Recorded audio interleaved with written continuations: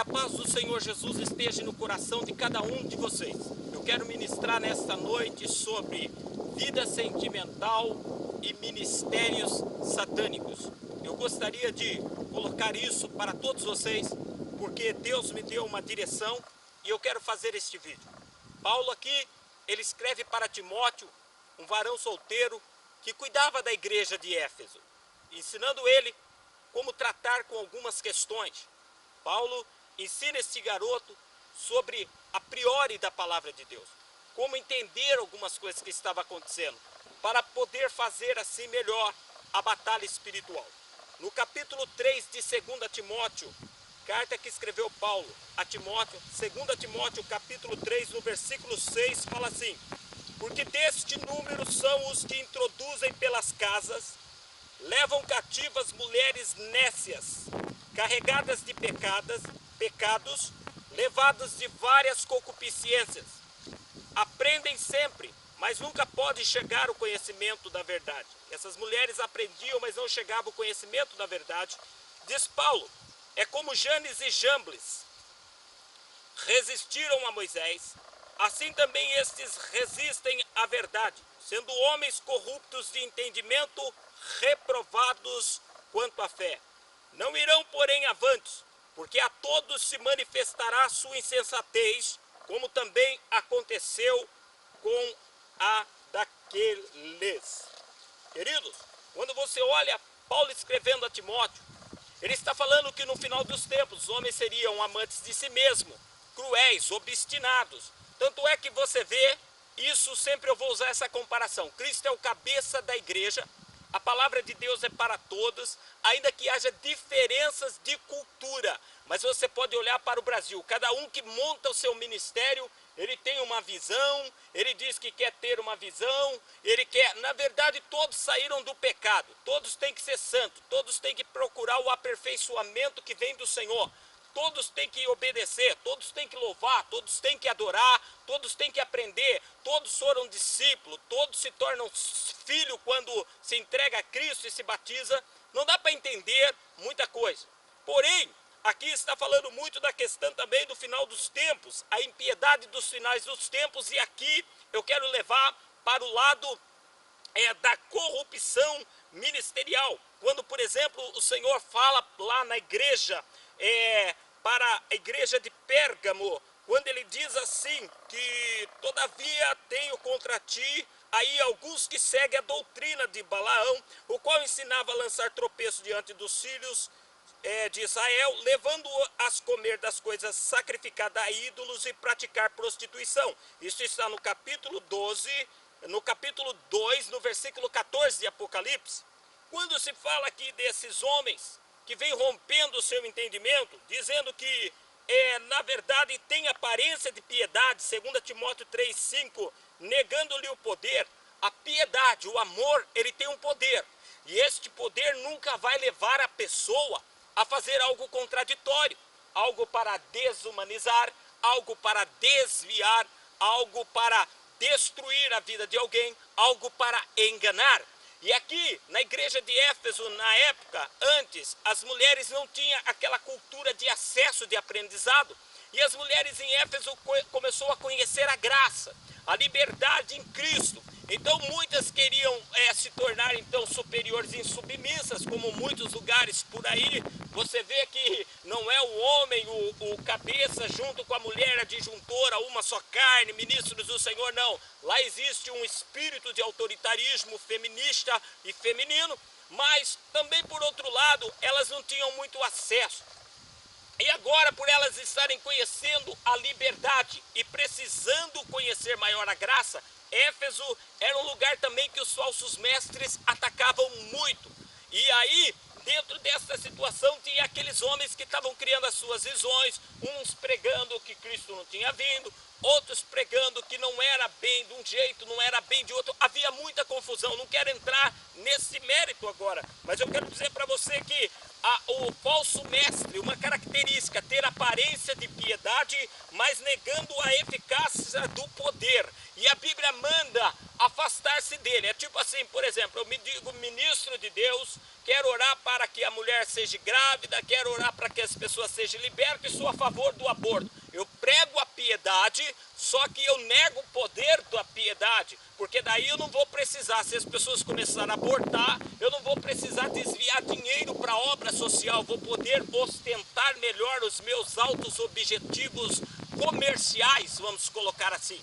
Então, aqui Paulo diz para Timóteo, porque eles introduziam na casa e levavam cativa mulheres nécias, loucas. Conclusão, sem Deus a pessoa é louca, ela é vulnerável, ela não tem a mente de Cristo. Então esses falsos mestres ensinavam elas a como queriam, e dentro dessas situações muitos pregavam poligamia, muitos pregavam permissividade, muitos pregavam legalismo, muitos pregavam o que vemos hoje em dia, que Deus está olhando só para o coração. Outros estão pregando o que você vê aí cantando, não importa o que você fez, não importa o que você é, Jesus te ama. Isso é uma verdade, mas não importa o passado, importa o passado, porque se não importasse o passado, não haveria transformação, a pessoa não teria do que se arrepender. O problema é tratar levianamente dos erros, e levava essas mulheres cativa, como cativa? Com as suas altas doutrinas, e fala mulheres carregadas de concupiscências. Então eram mulheres da luxúria, mulheres sensuais, mulheres que achavam que poderia então ser de Cristo e ao mesmo tempo, e conhecendo aquele evangelho permissista, aquele evangelho sedutivo, aquele evangelho não que traz Deus ao homem, mas que não que traz o que Deus faz ao homem, mas não leva o homem à cruz, a Cristo, a reconhecer, a querer nascer de novo. E aí agora, dentro desta permissão que eu estou te pregando, contextuando com Apocalipse 2,14, quando fala lá da igreja de Pérgamo, né? A igreja de Pérgamo, isso. Então nós vemos que agora esse texto fala que estes homens chegariam desta maneira, tendo aparência de piedade, negando a fé, levando cativa mulheres levadas de várias concupiscências. O que é várias concupiscências? Desejos incontroláveis. Tudo isso está ligado a... você pode ver que a gente vai descobrindo pessoas que está envolvida no secreto com outra pessoa e com uma distorção da palavra de Deus. Aí entra a paixão, aí entra, vamos dizer, a loucura, aí entra a carência, aí entra, vamos dizer, o desejo e até o querer, o ego da pessoa em projetar-se sobre aquilo. É lógico que as pessoas feridas, carentes, vão se sentir importantes, se dizer, nossa, eu com um homem desse do lado, só que diz aqui a palavra de Deus, desta maneira, que está escrito aqui em 2 Timóteo, no capítulo 3, diz assim, elas aprendem sempre, mas nunca pode chegar ao conhecimento da verdade. Você pode ver que uma pessoa, seja homem ou mulher, quando está dentro da obra de Deus, todo mundo sabe, todo mundo fala, e hoje, mas eu sinto assim, olha, até me arrepia. Mas eu penso assim, as pessoas não têm um consenso, porque chegaria um tempo que não suportariam a sã doutrina, diz a palavra de Deus. E dentro dessa ideia de não suportar a sã doutrina, aprendem sempre. Tem homens e mulheres aprendendo sempre, mas nunca chega o conhecimento da verdade, porque é teimoso, desobediência, mas Deus permite, né, irmão? Deus permitiu. Irmão, mas Deus usou vaso, quer dizer, a palavra está revelando uma direção. Os homens estão procurando a autodedução, a autossuficiência. Lá nos 10 mandamentos, o primeiro mandamento era que o homem adoraria o Senhor, somente a Ele adoraria o Senhor, sobre todas as coisas, adorar o Senhor, seguir ao Senhor. Você pode ver que quando nós procuramos essas permissivas, nós estamos substituindo a vontade perfeita de Deus, não por uma vontade permissiva de Deus, mas pelo nosso ego, e tudo que nós fazemos, nós pagamos. E dentro daquele povo, as mulheres cheias de luxúria, de lascívia, que aprendiam, ouviam falar do evangelho superficial, permissivo, dos falsos mestres, cheio de misticismo, mística, até prostituição e poligamia. O que acontece? Elas aprendiam sempre, mas nunca chegavam a uma verdade, porque a verdade é aquela que liberta, que mata o velho homem, que transforma, que regenera, que vivifica, que consola, que cura do passado e traz para o presente. Então hoje também, andando por aí, eu tenho visto muitas pessoas discipulando as suas ovelhas conforme concupiscências. Já vi, por exemplo, em reuniões e até em particular obreiros defender comigo: pastor, fulano de tal tá assim, mas eu preciso dele, Deus enviou ele para pagar as despesas da igreja, o dízimo é alto. Deus está trabalhando, pastor, Deus está trabalhando, nem mexe com isso. Como? Se nós fomos feitos para fazer discípulo. Então está dizendo aqui que essas mulheres lá estavam, Deus alerta Paulo, e Paulo fala para Timóteo: eles levam cativo mulheres carregadas de pecado, que às vezes se conhece a igreja num lugar que a liderança é uma mulher. Não tenho nada contra a liderança de uma mulher, mas se é uma liderança deturpada, os homens que se vão converter lá vão aprender sempre ouvindo alguma coisa, mas não vão chegar ao conhecimento da verdade. Nas igrejas contemporâneas, por exemplo, a igreja dos gays, principalmente com essa nova versão de Bíblia deles tirando, eles vão aprender sempre, mas nunca vão chegar ao conhecimento da verdade, no original, no grego, no hebraico, numa vamos dizer assim, numa interpretação, numa linguística ainda que trazida para a nossa linguagem perfeita no Senhor. Vão ficar corrompidos. Então tem muita gente dentro de placas religiosas, mas indo para o inferno. Mas a Bíblia diz assim, que também é como Janes e Jambres resistiram a Moisés. Compara esses homens ou mulheres que estão levando as pessoas, acobertando situações, pegando questões antibíblicas, se prostituindo, pegando as pessoas cativas ali nas suas fraquezas, e também as pessoas que são cheias de concupiscência, e veio e diz que é do Senhor. E como nós vimos aí, supostas pessoas da fé quase nua no Carnaval 2016, diz também que são como Moisés.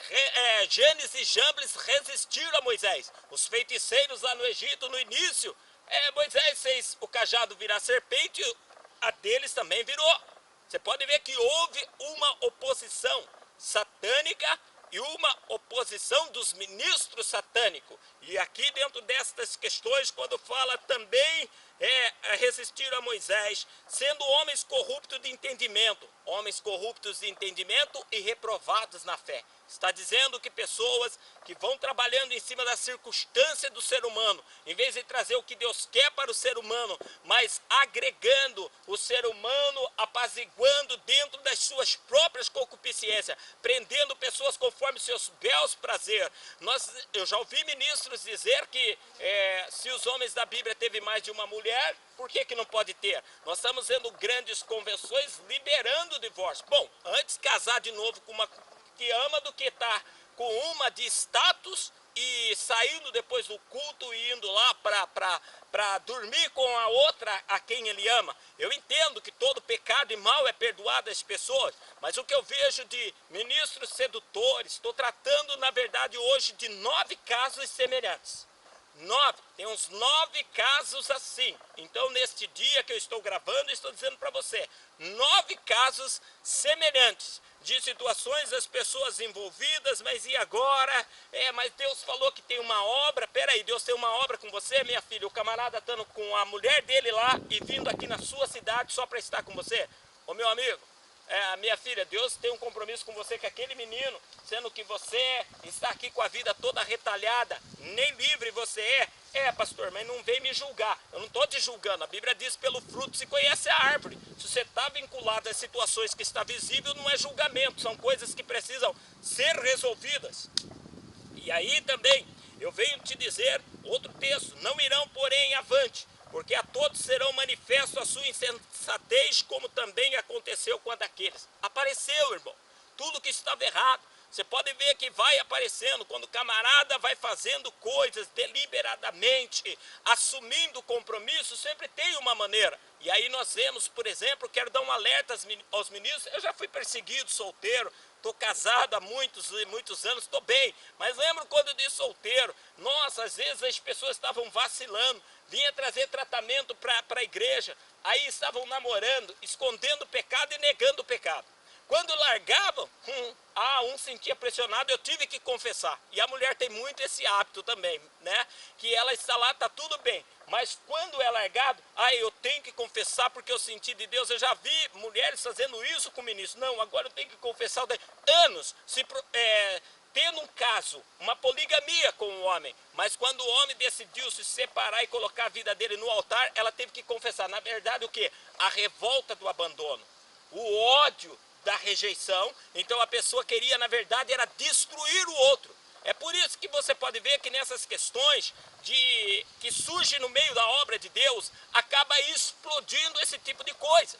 E a Bíblia está tratando aqui em 2 Timóteo capítulo 3, no versículo 8, como feiticeiros. Imagina você, um ministro do Evangelho, sabendo de algumas situações de outros que está aí envolvido com viricuticos, com blá blá blá, distorções do evangélico na mesma causa. Lá em 2,14 fala daqueles que seguiram a doutrina de Balaão.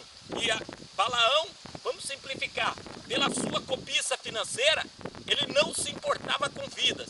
Ele enriquecendo, mesmo tendo a experiência de Deus usar uma jumenta para falar com ele.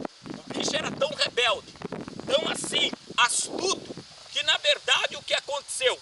Ele foi lá, pegou os bens de Balaque e falou, por boca de Deus vocês não vão conseguir destruir esse povo não. É só você ler Números capítulo 25 e Números capítulo 31. Mas se vocês lançar as suas mulheres no meio, inclusive princesas, homens casados pegaram suas princesas, ou os pais pegaram suas princesas para enviar no meio dos cabeças de Israel para seduzi-los, para levar eles a sacrifício aos seus deuses. Quer dizer, eu vou por aliança de paz. Chegou lá, mas já tinha uma paixão, e agora você está aqui na hora da missa, é hora de ajoelhar. E ajoelhou também. Nós vemos muito isso nessa geração que não conhece o que é casar. Se dá em casamento, pastor, eu estou namorando um menino, mas ele está vindo comigo para a igreja. Quer dizer, já está envolvido com coisas maiores. Por quê? Porque a autoridade da mulher é o marido.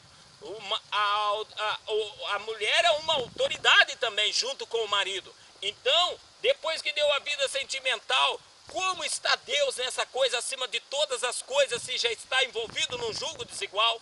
Quando você olha para aquilo, veio sentença. Deus mandou acabar com os cabeças de Israel, matar, porque foi eles que permitiram entrar o pecado lá dentro. Deus, eu sei que nós estamos na graça. Nós estamos na graça. Ninguém vai pegar um ministro adúltero, uma ministra adúltera, ou qualquer membro adúltero e matar. Mas e no dia do juízo? E nós sabemos que o arrebatamento está para vir. Nós temos uma noção verdadeira das coisas. Nós não somos mais aqueles menininhos levados a todo vento de doutrina, senhores. Irmãos, olhe para cá. Vamos falar a pura verdade um para o outro agora. Eu quero olhar para você, você olha para esse vídeo agora em nome do Senhor Jesus. Que o Senhor nos dê graça e nos dê força.